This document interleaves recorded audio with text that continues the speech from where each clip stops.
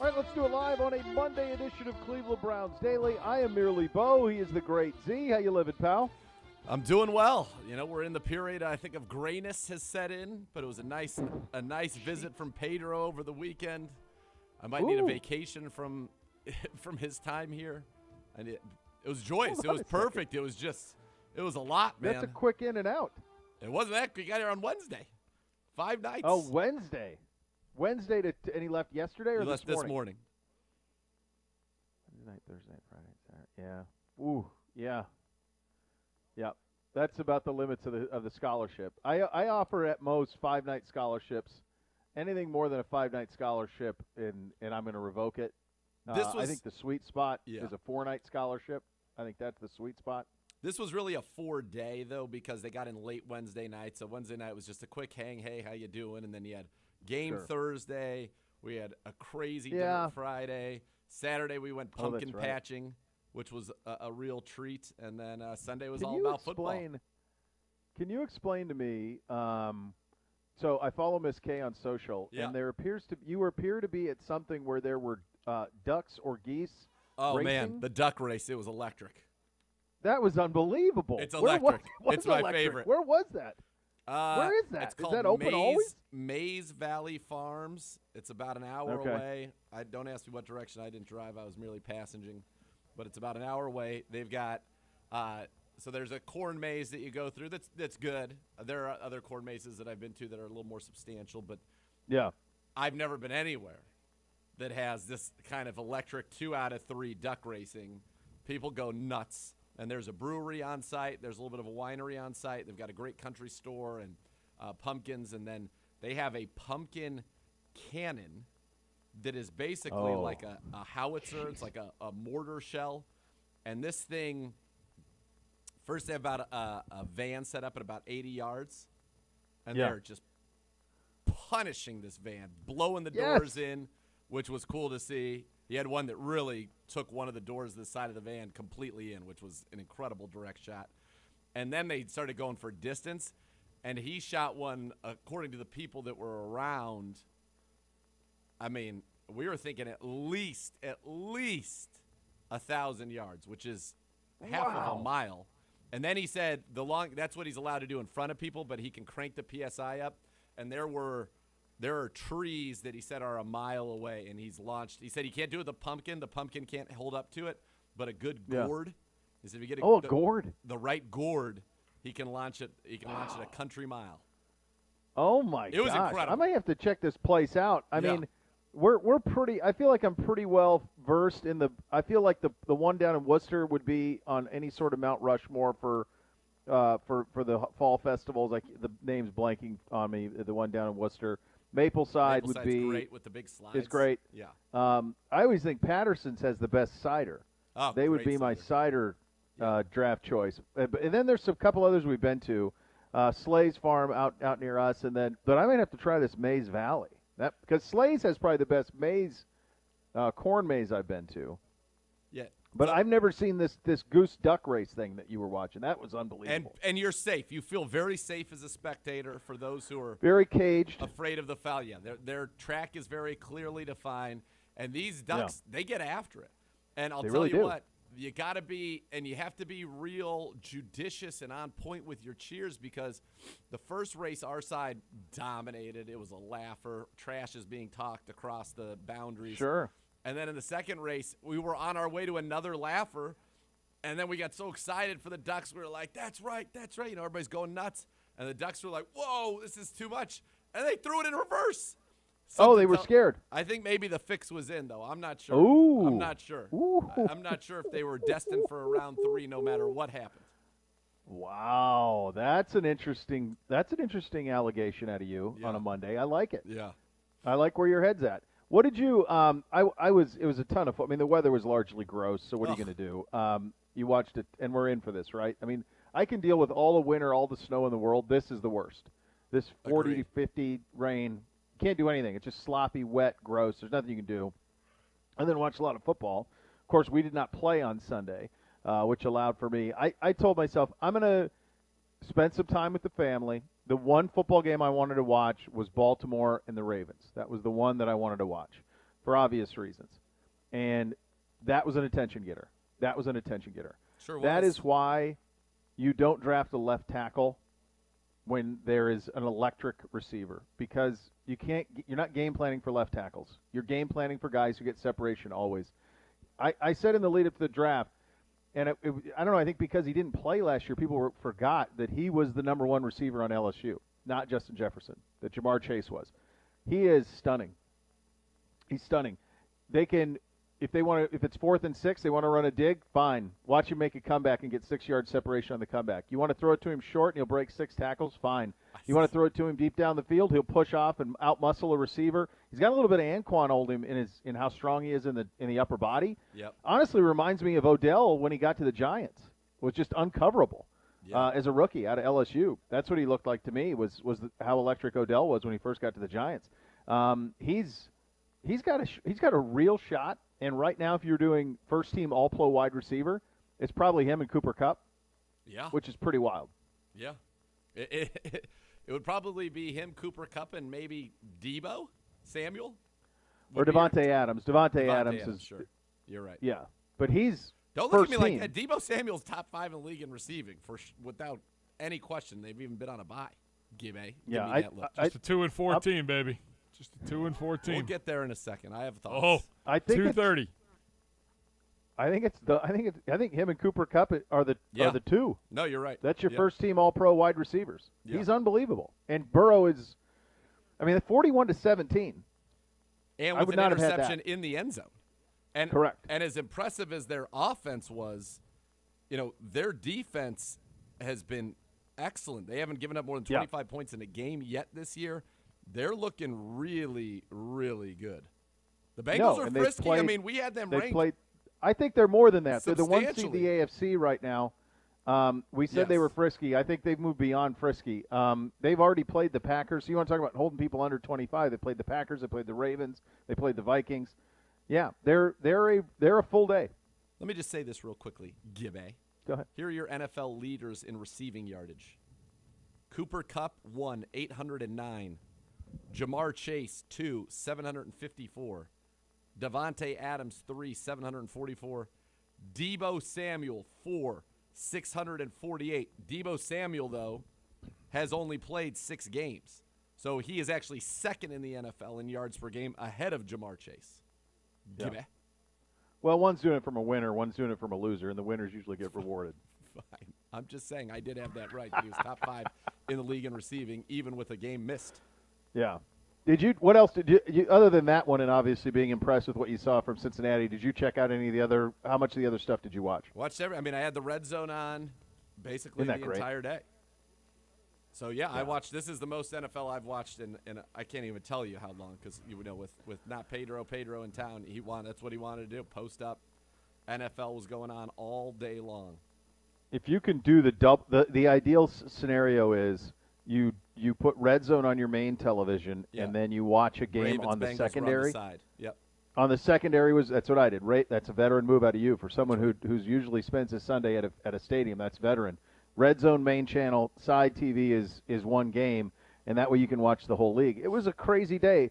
Kansas City scored 3 points. That's right. They scored 3 points at Tennessee. Tennessee has slumped Buffalo and Kansas City back-to-back. Yeah, they are looking very good. In fact, it was such a shocking outcome that if you look at the 2:30 segment there, Gibby actually wrote it as Chiefs 27, Titans 3. He was so flummoxed by the outcome of that game that he said it couldn't have been so. No, it couldn't have been. The current playoffs, if the playoffs started right now, Cincinnati's the 1. The 1. Vegas is the 2. That's right. Vegas baby. Is the 2. The Ewing theory. Get Gruden out of there. We're unstoppable. Get him out. We're better without him. We're better without him. So Cincy's the 1, Vegas is the 2, Tennessee's the 3, Buffalo the 4, Baltimore the 5, the Chargers the 6, and we're the 7. That's pretty remarkable. Now, it's a long way to go. By the way, that's pretty remarkable. It is remarkable, and we have 5 games out of our remaining 11 against teams that you listed as being seated ahead of us in these playoffs. Who am I missing? Buffalo? 2 with Cincy, 2 Baltimore, 2 2 Baltimore. Cincinnati. The Vegas Raiders are on our schedule this year. Vegas again. Okay. Here. I'm like Stefanski, one game at a time. Late. One game at a time. I believe it's like Raiders, then Packers, if I'm not mistaken. It is like the week December. before Christmas. Yeah. TBD. Could be an NFL Network Saturday special. Okay. Oh. Okay. Well, I like that. Them playing out, them playing here in December would be a good. I like that setup quite a bit. Well, last year they came here in insane weather and took it to us from a physical standpoint. Yeah, that's true. Those 7 teams are the only teams in the AFC above 500. In the NFC, I believe there's only 5 teams above 500, or is there 6?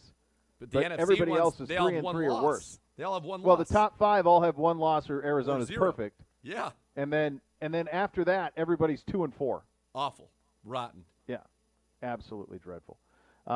It is Steeler week. That's right. Pretty big attention getter the next couple of weeks, kids. And that's why the game last Thursday was so critical to get a win in that by any means necessary because of what happened this weekend, what happened with Cincinnati beating Baltimore. The next 2 are Pittsburgh and Cincinnati. Pretty important. Monstrous games. Monstrous games. And you really feel like the one in Cincinnati, even though Baker thus far undefeated against Joe Burrow, small sample size to be sure, but you really feel like you've got to handle this one at home against the Pittsburgh Steelers. Yeah. And by the way, there's quite a bit at stake on the outcome of this game. You win this game, you could be potentially tied for second in the division coming out of it. You do not win this game, you are at the bottom of your division, no way around it. Yep. And you'd be going to the first place team the next week, so that's not ideal. No, this is critical. The stretch was critical starting Thursday against Denver. It continues this week with the Steelers, and what happened over this weekend only pushes the matter home. Only firms up just exactly how critical this is. So it is pretty good. One last thing as we got out of it. So my oldest was going as a Ghostbuster for Halloween, but he goes, Dad, I've never seen the Ghostbusters movie. So probably for the first time in 35 years, 30 years at least, I watched Ghostbusters from start to finish. Remember, we were wondering when did this movie come out? Well, It came out in 1984. So I would just say that 6 is probably too young to watch this. Probably. Much of the humor would probably be lost. Jeez. Yeah. There were 2 close your eyes things with him, most of them revolving around Zool or Sigourney Weaver as Zool. Yes. There was a little bit of that. It did hold up wonderfully, though. Also, Aykroyd had a dream that was, on the edge, but which I had forgotten about in my youth. And maybe that speaks to the fact that I was plenty old enough to watch it because none of it registered with me. But it was great, and it holds up wonderfully. The dialogue. The dialogue. Is incredible. That's it. That's the thing that saves it. Because like you obviously we've come a long way in CGI. So like the beasts would be a lot more realistic now than they were then. They were pretty clunky moving, but you don't even notice it because it's written so well. Right. It's just written awesome, and Venkman is just incredible. The whole thing. I mean, you got Venkman, Ramis is great, Egon, he is tremendous in the movie, Aykroyd is great. Yeah. And then it holds up. The foil is excellent. Not just Gozer the Gozerian, but the guy they call the Peck. EPA. That guy is he is menacing, and he has got no time for their shenanigans. Look at this. Look at this guy. What's he in? Oh, just Give a jacket, a sweater, the shirt, the blazer. He's got window panes again. Welcoming in the work week. He's into the window pane world. Yeah. He's just the window I think into right our now soul every time he walks by. He's the face of the window pane movement. I think he is. Well, he's certainly enough of a trendsetter to make it so. Yeah. Those were your OBM Hot Topics. Ohio Business Machine, preferred copier provider, your Cleveland Browns. For all the X's and O's for your office, call 216-485-2000 or visit ohiobusinessmachines.com. We'll tell you who's on the field and who is not. You'll hear from Dearness Johnson, who's going to join us live on the program here in just the great Jim Donovan will join us coming up in the second hour of the program as well, plus Coach at the podium. The Browns Bundle is back participating Ohio Buffalo Wild Wings locations. With the purchase of the Browns Bundle, fans get a limited edition collectible Cleveland Browns glass. The $14.99 Browns Bundle includes a 6-piece wing, fries, and a Browns glass. This season's collection honors the 75th anniversary. You have 3 unique designs to take a look at. Dearness Johnson could be joining us here in the next couple of minutes. You'll hear from Coach as well. We're off and running on a Monday edition of Cleveland Browns Daily, 850 ESPN Cleveland.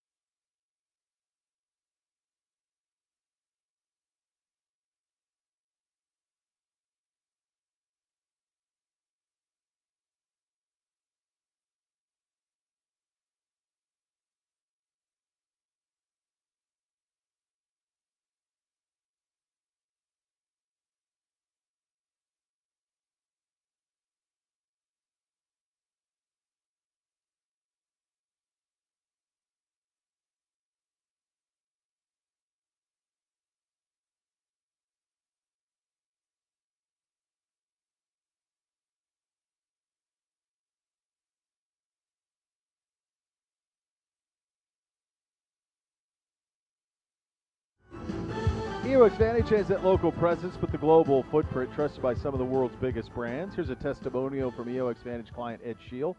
Ed is the Vice President of Skyward Specialty Insurance. He says, quote, "The tools we've designed with EOX Vantage are real business changers that open the door for us to all sorts of valuable opportunities and efficiencies.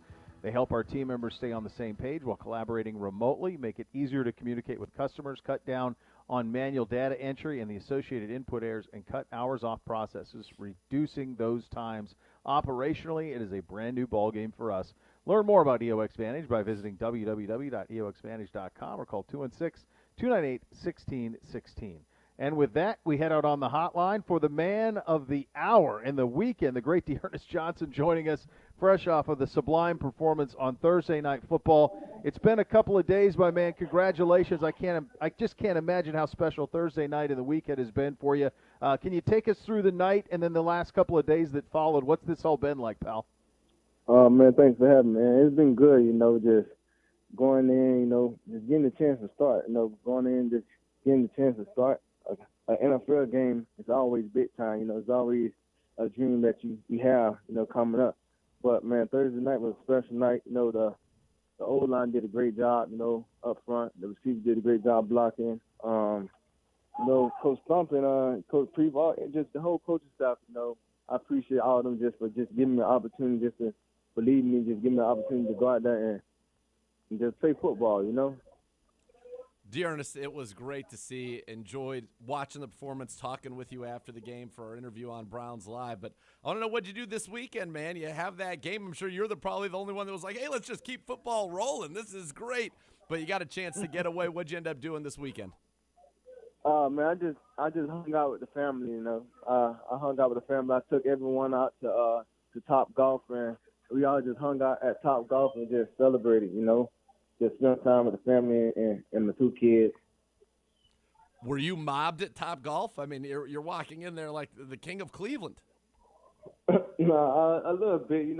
A couple people stopped by and wanted to take pictures and stuff, but they respected that I was with my family and stuff like that. So, they let me just enjoy my night. Awesome.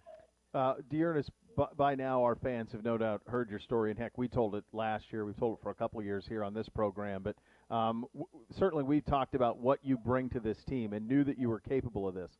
But there has to be part of you that wonders if you'll ever get the opportunity to show everything you're capable of. Did you ever have any doubt that you would get this type of opportunity? Man, I didn't know this type of opportunity right here. It all fell in place at the right time. It's like 2 unfortunate, injuries that happened with, Nick and Kareem. And, my name was called, my name was called. That's what, and for me to go out there on a Thursday night, like when everyone is watching, like the whole world is watching, and just to go out there and perform the way I did, man, that's, I couldn't ask for a better opportunity than that. It's always just a perfect timing. I can't even lie about it. Like, it all fell in place, like, just to showcase my talent. It did, and it was a beautiful thing, and one of the things that we've learned from this, and the fact you were also mic'd up for the game, which I know that we're going to be bringing you some of that here from the Cleveland Browns content team. But it seems, Dearness, you can get Nick Chubb to talk better than anybody on the planet. Maybe it's just because he wasn't playing, but Nick Chubb was talking to you all game long on the bench. Yeah, I actually forgot I was mic'd up, so I didn't even let him know. But no, I mean, Nick is my brother, man. We like brothers, no doubt. Like, ever since I got here, man, like, we just had that connection with one another, man. So just to have him on the sideline talking to me, just encouraging me, and just telling me how far I was away from 100, man, that was good. I needed that, and I needed that extra motivation from him, man. He was on the sideline, like, coaching me up, really laughing and stuff like that. Nick is a good dude. He is a great dude and a great teammate and a great runner in his own right. But for those who didn't see it, Dearness, tell everybody how you kind of came back to the bench after your first touchdown, and then what Nick and Stump told you. I came back on the sideline, like, so hyped up, like, they were just telling me, like, hey, you got to relax. Don't wear yourself out. You still got a long game ahead of you. I just came back. Like, I was screaming so much, like I almost passed out for screaming so much. And they were just telling me, calm down. I know you're hyped, but it's a long night, It was just you the gotta first keep it drive. going. That's right. That's beautiful. Dearness, I don't know that, in the lead up to the game, Nathan and I talked about it on this show, like, you hate to use must win. It's too early in the season for that, but it did kind of have that feel to it on Thursday night. That it was one that you really needed. You needed it in a big way. I'm sure Coach didn't talk about it any different than he talked about any other game, because that's the way that he goes about his business. But I did see the post-game comments from him, and you could tell this was a huge game. This was everybody's down. There were a lot of guys down, a lot of guys sitting the game out with injuries. This was something where the true depth of this team is tested, and this depth passed the test. I don't know how you can call it anything other than one of the great team wins in recent memory. Yeah, man, Coach preached, that whole week, like you said, this was a must-win for us. Like, we had to do whatever it takes. They're not going to feel sorry that we got guys out and stuff like that. So it was we had to scratch, we had to claw, we had to do whatever it takes to get a win, and just that other guys had to step up. So it gave other guys opportunities, to go out there and help the team get a chance to win. And that's what we did. A lot of guys stepped up when we needed them, and we went out there and got the job done. Now, Dearness, your performance would have been great and gotten a lot of notice had it happened on any Sunday at First Energy Stadium. But the fact that it was Thursday night It's prime time. It is national TV. Anybody who likes the NFL is watching this game, including many, many famous people. I thought your reaction post-game at the podium to finding out that LeBron had tweeted you was one of the great moments of the night. And I'm sure that had to be kind of surreal to you as you saw all the accolades pouring in and the well wishes from people. But was that kind of one of those just, all right, man, if I ever get this opportunity, I hope I have a great game. You put up a 146 and a touch. Then in the post-game, they're telling you how LeBron James is tweeting about what a great game you had. Was it, like, when you think about it, is this all just craziness? Man, I'm telling you, like, I was speechless. Like, LeBron James, like, that's my favorite player of all time, no matter what. Like, he's just my overall favorite player. Like, I've been loving him since, like, I was in middle school. Like, no matter what team he go to, Cleveland, Miami, whatever, you know, I'm Team LeBron, you know. And for him just to go out his way and tweet about me, man, that was something special. You know, I'm always forever cherish that. I probably print out the tweet and hang it up or something, you know. I'm going to keep that, you know. Next time he comes to town, he's got to sign it for you, give you a jersey or something. Yeah, Come on, you've earned it. Yeah, that's big time, man. I appreciated that a lot, you know. And just to know where I come from and all the hard work that it took, and you know, that's amazing. Yeah, it was. It was a special Thursday night, and now we turn the page to Pittsburgh, and Yep. we know that Nick was practicing today, but we know that you're going to be relied upon big time here in the coming weeks. How do you build off of this? What's next for you over the next couple of weeks to continue to help this team win? Man, y'all just got to go out there and just continue just being me. Don't change nothing. Just prepare like I always prepare every week. If I'm not playing or if I'm playing, you know, prepare as I'm going in as a starter. But, you know, I'm just playing my role. So whenever my number is called, you know, I just try to make a play for the team. You know, that's my main thing. Just whenever my numbers get called, I just try to do my best to make a play for the team. And that's what I'm going to do. You know, when Nick's in the game, I'm going to continue to cheer on and just continue, just be the team, be the great teammate that I always been. You know, nothing changes. You know, I still gonna be me. Still gonna prepare how I prepare and just go out there and just do whatever it takes to get the victory.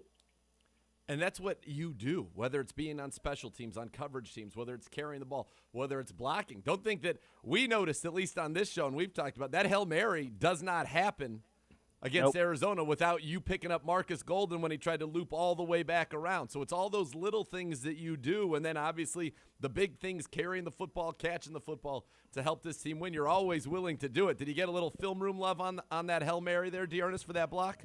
Yeah, I did. Coach Stunt, you know, he said, you know, I picked up a great block, you know, because like you said, if I didn't pick up that block or if I'd have missed that block, he would have tackled Baker. So, you know, Coach Stunt, you know, gave me, you know, a lot of credit for that. And it's credit you deserve. So we talked about it Steeler Week. You guys have played already 7 games. You have yet to play a division game. 6 of the final 10 are going to be in the division here for the Browns as you wrap this thing up and get into kind of really the stretch run here. You know, what's kind of the mood around the team knowing you got the Steelers this week, you had that weekend off, everybody come back refreshed and ready to go for, you know, really what starts now an important stretch? You know, all this, you know, it all counts, you know. That's right. You know, we got to go 1-0 every week. You know, that's our main thing is going 1-0. You know, we got a divisional game, so, you know, it's going to be a lot more amped up, you know, going against them. Steelers are a great team. So, you know, we're looking forward to going against them. You know, it's always, like you said, it's a divisional game. So that speaks for itself. It's a must-win, you know. It's a must-win. Dearness, we couldn't be happier for you, man. Yes. We knew that this was what you're capable of, and to have it happen on a Thursday night couldn't have happened to a better dude. Thank you so much for your time today, pal. Yes, sir. Thank you. I appreciate it. All right, good stuff out of Dearness Johnson. Yeah, no, he's inspiring. That performance was. And yes. You saw what happened in the league over the weekend, and you understand how big that was. Can you imagine how you'd feel if you're sitting here at 3-4 right now? Man, can't do it without him. No, you could not, and you would not be in the playoffs were they to start today. And you are because of that game, that victory, and that performance by many, many Browns, but especially Dearness Johnson. Yeah, well said. You'll hear from Coach Kevin Stefanski coming up next. You're listening to Cleveland Browns Daily on 850 ESPN Cleveland.